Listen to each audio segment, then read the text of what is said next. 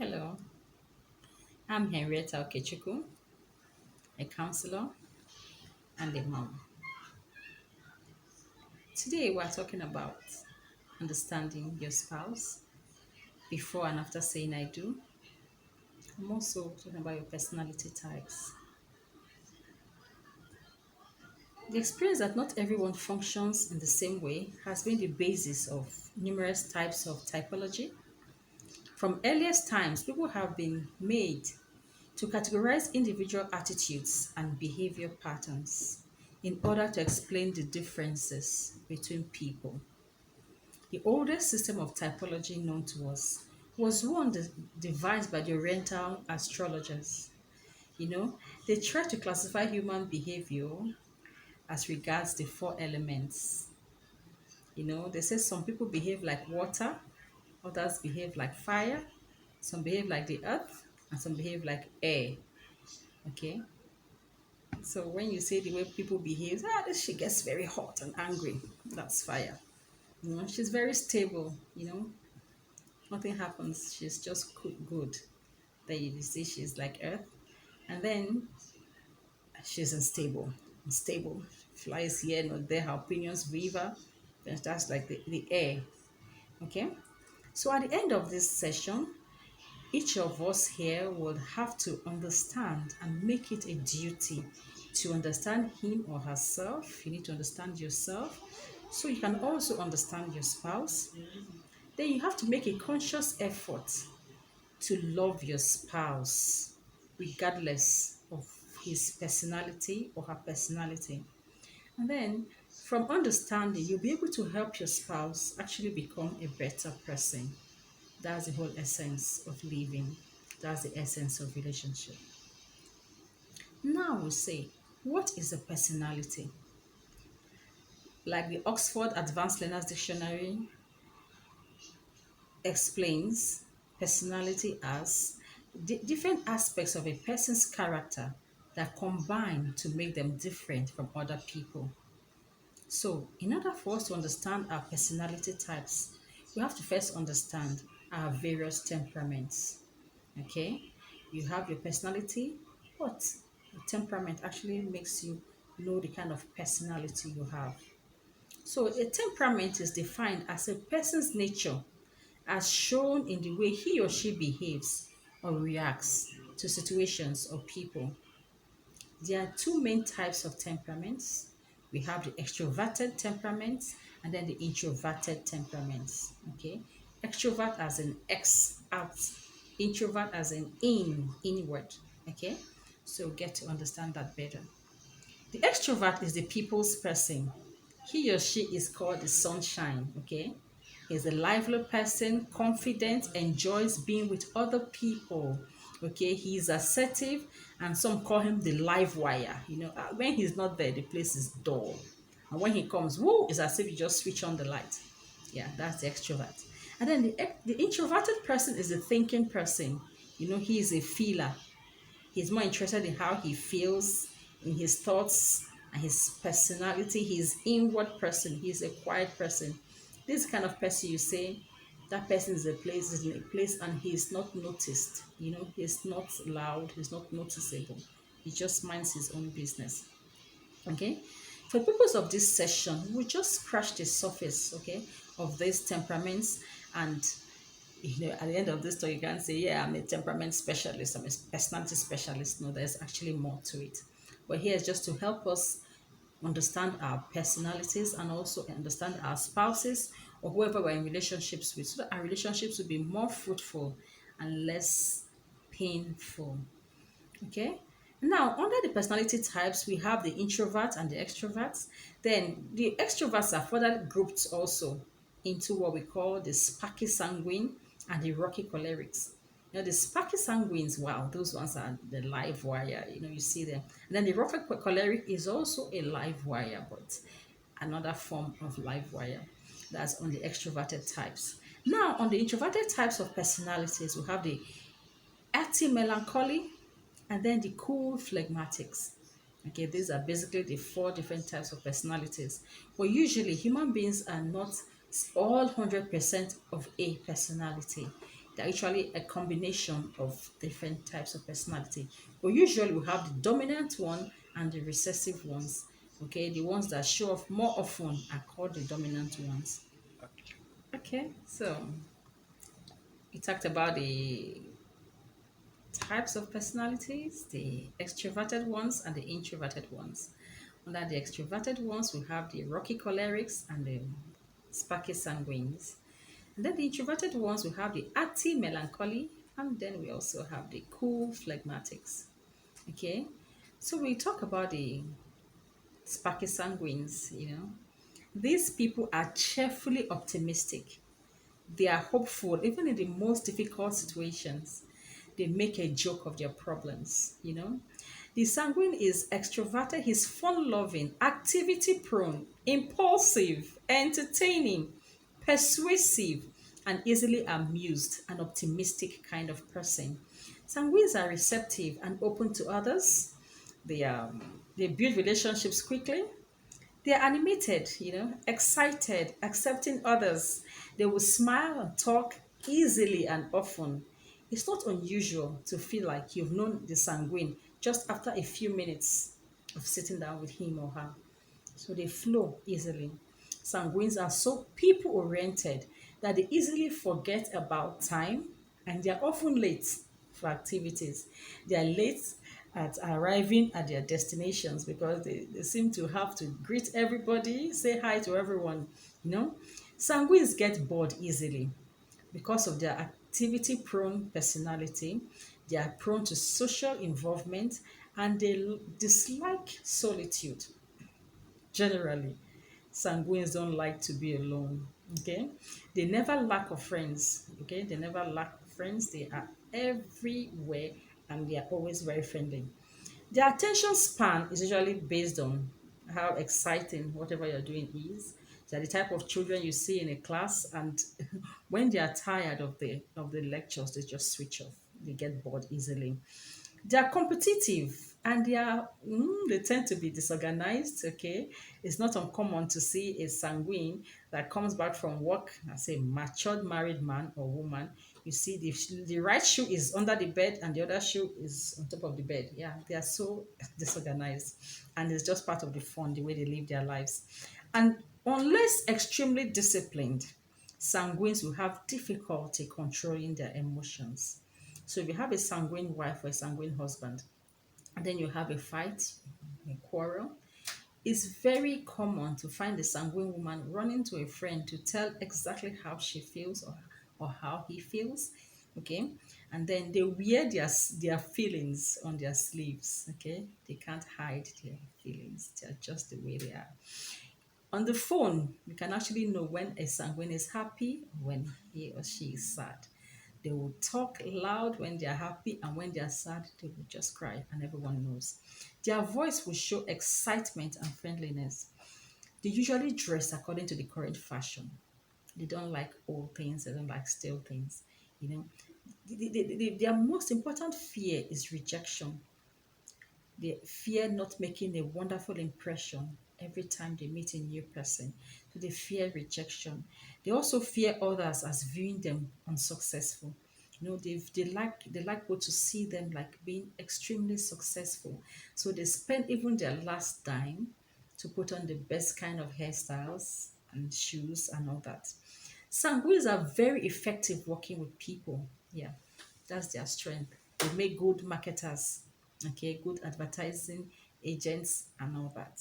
So that's about this sanguine, lovely people. Okay, then we'll talk about the rocky choleric. Wow. The rocky choleric is also an extrovert, but he is, like I said at the beginning, another type of extrovert. Okay, he is hot tempered. Yeah, he's quick thinking, active, practical, and very strong willed. He gets easily annoyed.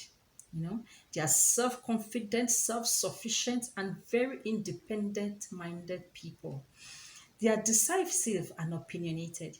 You find a sanguine man or sanguine woman making decisions for the spouse with or without prior discussions. Yes, they are strong as that. Okay, they never tend to they leave little room for negotiation. Okay, they want it the way they want it to be. They are most they are bosses. And if you find a a choleric that is not the boss, he finds the boss irritable. Okay, if when he's not the boss, he makes everything wrong. But when he's the boss, he makes things work right. Okay, the choleric is a visionary. He seems never to run out of ideas. He has plans, always new plans and goals, which are usually very practical. Cholerics does not require as much time for sleep, just like other temperaments are. Other temperaments do. They don't require much sleep because every time they are activity prone, even at sleep, in sleep, they wake up to do something. Okay? The activities always has a purpose. The activities always are purposeful. Okay? They usually do not give in to pressure of what others think or feel about them, except when they feel they cannot achieve the desired result with your negative feeling, then they have to work on that. Okay? Cholerics can be crusaders against social injustices. They love to fight for a cause. Cholerics are both direct and firm when they are responding to others. They ask them, how are you feeling today? Why the question? There's so much to do. Forget questions. Let's face work. They are slow to build relationships because relationships are not important to them except there is a goal to be achieved from this relationship. Okay, they don't have time for fruitless friendships. Every relationship they go into is for a purpose. A colleague will not ask you out for a date if he's not planning on getting married. And then he's not getting married to a woman or a man that doesn't have plans for his or her life. So they're always purpose oriented. Cholerics tend to seek big positions and they seek positions of authority because somehow there are those who actually suffer from insubordination. They find it difficult to submit to authorities when they are not in authority. Okay, so that's one side about them that you have to make them the bosses. And it's unfortunate when a woman is the choleric in a marriage relationships. So you find that when St. Paul said, women submit to your own husbands, you are referring to the choleric woman actually, because they find it very difficult to submit. Okay, so when you have to tell somebody, a woman in marriage, to submit, check her personality. She's usually the choleric woman. The phlegmatic woman has no problem with submission. The sanguine, if submission will make you happy, I'm good. Okay.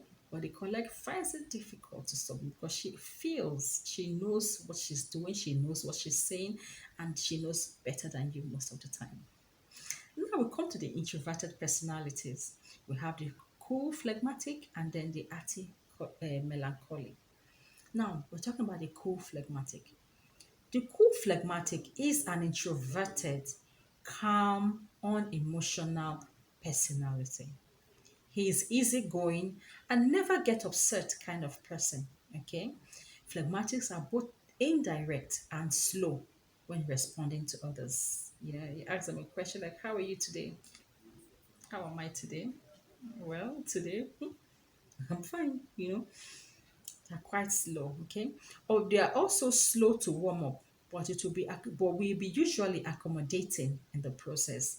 Phlegmatics are the far easiest kind of persons to deal with because they get along with anybody. Okay, they live very quiet and routine life, free of normal anxieties and stresses of other temperaments. You find the phlegmatics in the 9 to 5 kind of job. They make the best civil servants and they are naturally contented anywhere they find themselves. Okay, the phlegmatic we avoid getting too involved with people and life generally. You know, they just like their peace, they're quiet, and they're natural submitters. Okay, if a wife is phlegmatic, you don't have a problem with submission. Do this. Oh yes, my dear husband. What else do you want me to do? If you don't want me to do any other thing, she's good. She's just okay. Then they are usually laid back.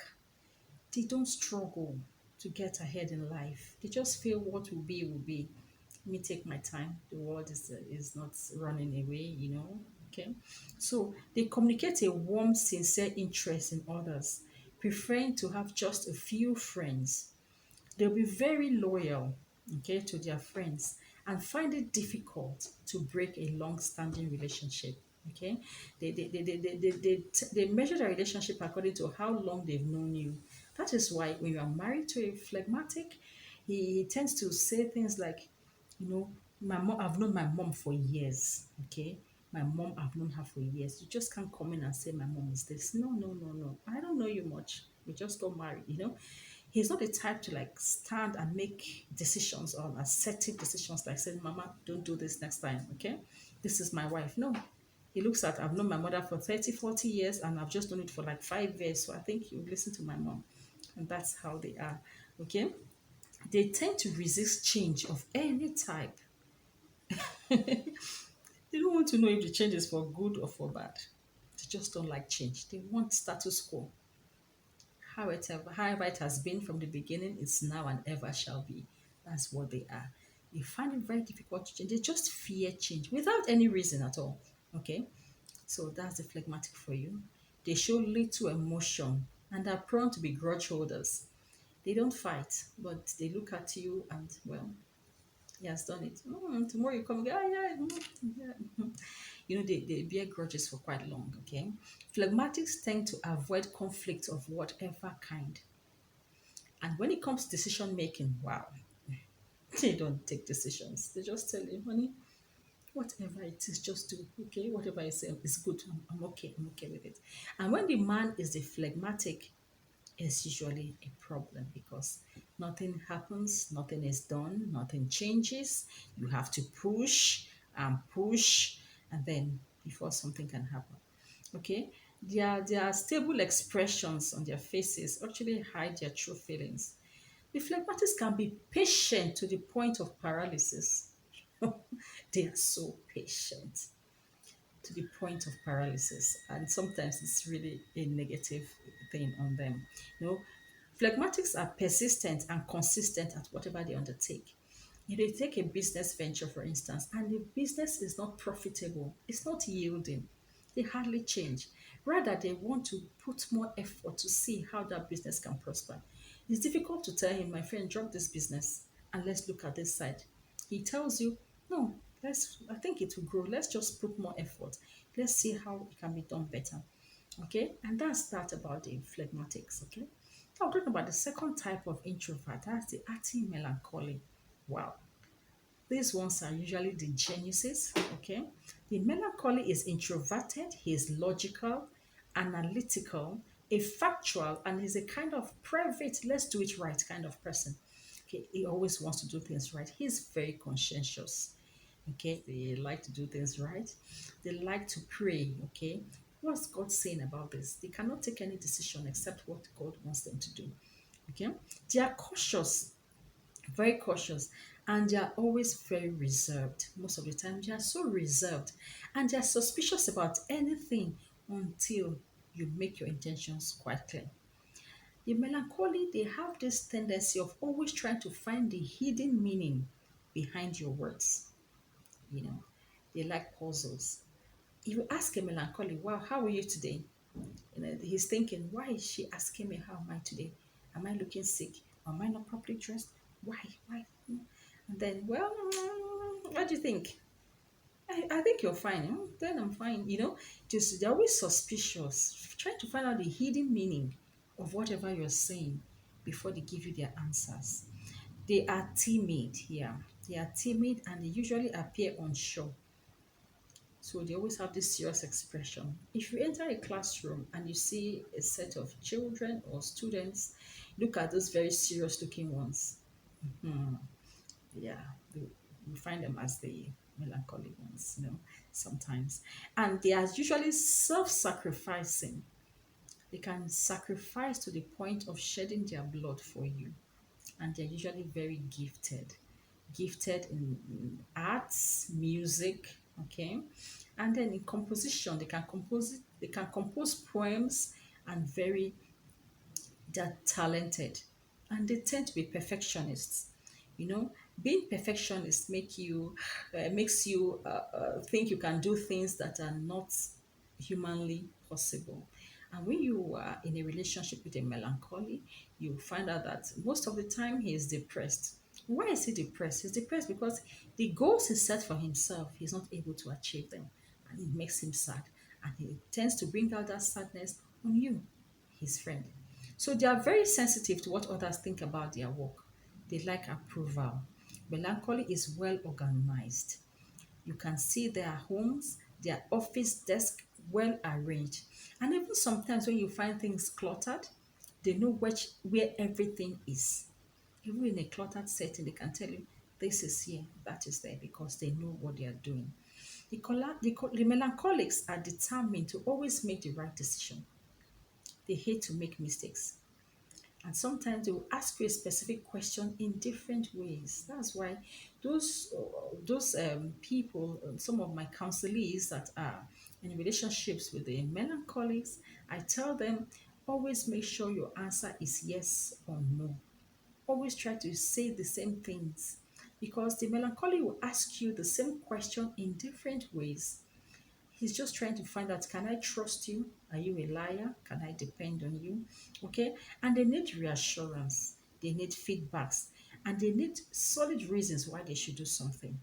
They need information, time to think and plan. You can't wake a melancholy in the morning and say, today we're traveling. He has to tell you, I don't travel like that. I have to plan it, have to pray about it, have to make sure that's what God wants me to do. Things like that. Melancholics fear taking a risk or making a wrong decision or being viewed as incompetent. Melancholics tend to have a negative attitude towards anything new until they have had time to pray, think about it, and meditate on it. Melancholics are skeptical about everything. They are creative and capable people. They also tend to get bored as soon as they have figured out their puzzle. Okay, they get bored. Now, I want to categorically state here that it's important to note that nobody is 100% of any particular temperament, but usually there is a dominant temperament. Also, that growth and maturity changes one's temperament. Okay, if you are born a melancholic child and then you go to school, go to the university, now you get into a course like marketing, you see the environment is able to change your temperament. Okay, and like I said at the beginning, this doesn't make you a personality expert. Okay, we just scratched the surface. Temperaments. And thank you for listening. And do not forget to like my videos. Please subscribe to this channel by clicking on the red button so you know whenever a new video is uploaded. Finally, I'm available for speaking engagements and counseling sessions. God bless you.